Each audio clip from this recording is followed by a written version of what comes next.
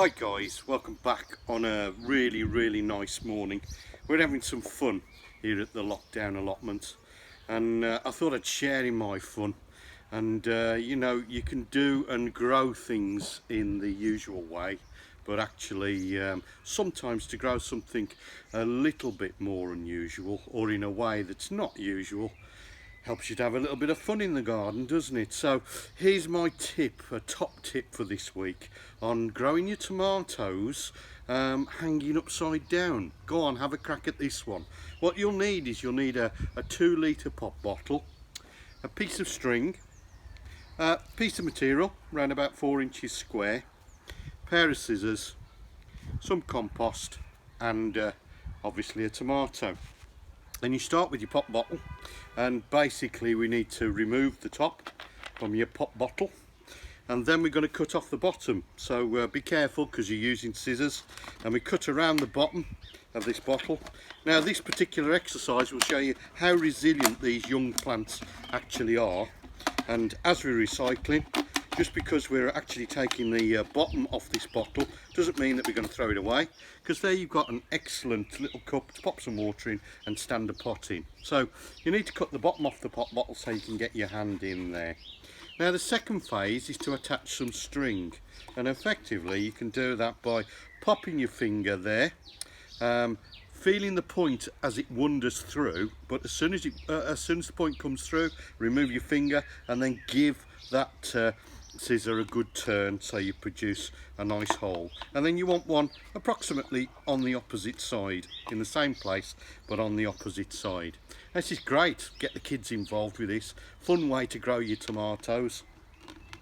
Once you've got your holes, then you need to thread from the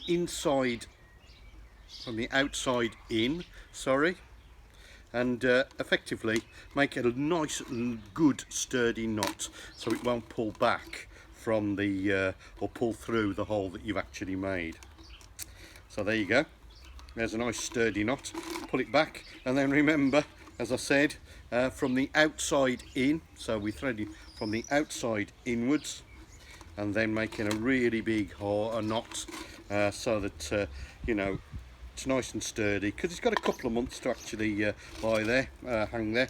So there you go, you can see where we're going with this now, folks. We're going to actually put our tomato in upside down and grow them upside down. So there's your container ready to use, recycled totally and utterly, folks. So what more could you want, really? So we need to look at our tomato next, and effectively we need to look at the number of shoots that we want to take off this, because if we're going to be popping it in upside down, we want to reduce the number of shoots we've actually got on the tomato. So first of all, we take that one off. Secondly, we'll remove that one, and then there's a bigger one here, look, that we'll actually remove, and that makes our tomato look nice and lean, doesn't it?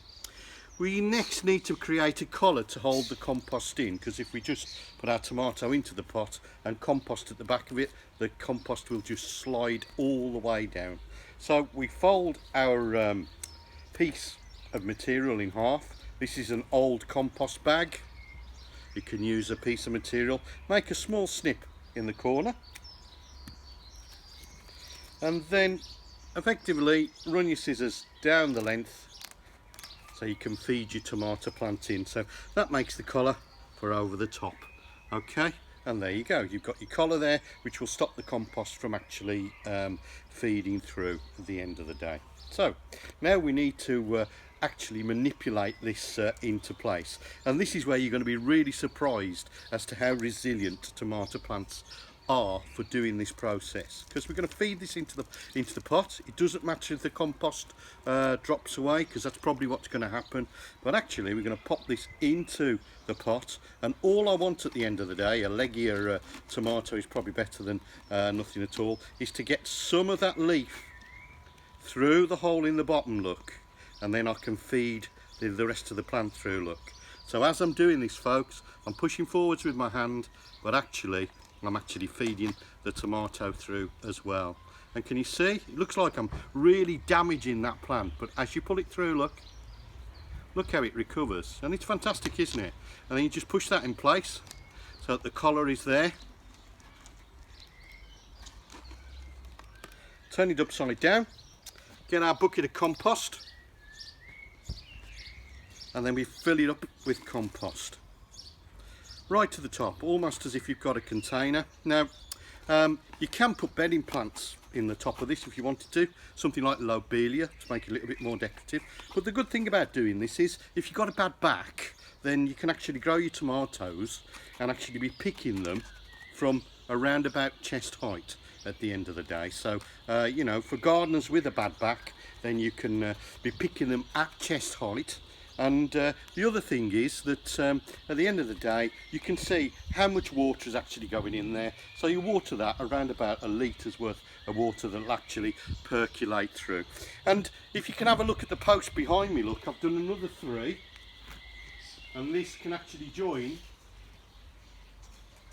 the other 3 on its post. And you can see when once they get going, they start to bend towards the light. And that's my first little fun project. Now, I thought I'd share something slightly different than the lockdown challenge with you guys today as well. So I'm like you guys, I like to take cuttings and I like to you know, basically produce things for free. So I've been taking cuttings of friends' houseplants so they can have a decorative display inside my home. So I'm just going to share a couple of houseplants with you and show you where you can grow them in your actual home. Okay, because you've got bathrooms, you've got bedrooms, you've got living rooms, and you've got sitting rooms, haven't you? Well, for the bathroom, how about a fern or 2? They're wonderful plants. Their natural environment is hot and humid, so a fern will do really well in a bathroom.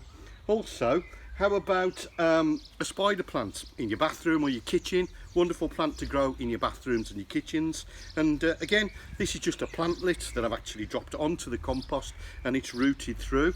What about a tradescanthia? And tradescanthias are a great plant to grow in your bathroom or in your kitchen. And again, just a small cutting in a pot and we're well away, aren't we? Now moving on to your living room, here's a really lovely statuesque plant, and this is a weeping fig that will actually become a really big tree at the end of the day.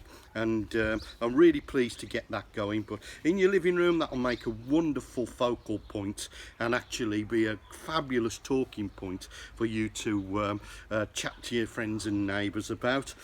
Finally, for your living room, how about some polka dot plants in a little pot? Look at the colours and the variegation on there, and they are wonderful plants for you to actually use and utilise in your living room. Now, another plant that you can use for your bedroom is the philodendron, and these you can pop onto your wardrobes and you can just let them trail down, and you know, these will give you 50% of oxygen as you breathe out your carbon dioxide. They give you 50% of oxygen back. And of course, the other really big one that will give you 65% is mother-in-law's tongue. Now, to help your plants along, okay, I'm going to show you a nifty trick, especially plants with really shiny leaves. To keep your leaves shiny, what we actually use and utilise is a little bit of mayonnaise. So if you've got a little bit of mayonnaise, you can actually drop that into a pot, and then using a piece of tissue or a paper towel, you can actually shine up and gloss up these leaves. So I'm just going to dip our tissue into the mayo, okay, and we're just going to hold up one of these leaves, and we're just going to give this a really good glossing, folks. So we're just going to work that into the leaf, and what this does is it helps that plant to actually photosynthesize better. It also bounces light around the actual room that it's actually in. And once you've got it on there, you leave it on there for a couple of moments, and then you just wipe it off. And look at that. I don't know whether you can see that, folks, but that leaf is now very glossy and shiny. And you've also opened up the pores, so pores that help the plant to breathe, And there's a quick florist's trick to show you how to gloss up any leafy houseplants. Basically will gloss up that way. You've got lovely silky smooth on there as well, plus it smells absolutely delicious. Now I've got all these plants and they're sitting in my little potting shed, and basically they ought to be on a decorative display, but I need them to grow away. So grab yourself a little saucer, and I'm going to pop these in the living room, and effectively I'm going to put my weeping fig in the middle, and I'm just going to dot these around the outside. So you just got a little decorative display while these are growing on, and it makes a really mature display at the end of the day, folks, for you to look at while your plants are actually growing on. And actually you can just drop a little bit of water in the bottom of that tray, and you've got a tray that you can look at and be proud of, because those are your cuttings that you've taken from houseplants. So there's two nifty tricks. Why not try hanging tomatoes like I'm doing outside? And if you've got some smaller houseplants, you can buy them from the garden centre like this. If you've got some smaller houseplants, get yourself a tray. This can be an ordinary serving tray that you eat your dinner off. It doesn't have to be, you know, a plant tray at all. An old dinner plate, something like that, and just rearrange them, and then you can pop that in your living room, and these will grow away really happily until they get to a size where you need to put them into bigger individual pots. There you go, there's my next video. Go on, have a go at doing some alternative things, but alternative things that you know you can garden with. See how your tomatoes get on hanging upside down, and I'll see you in the next video along.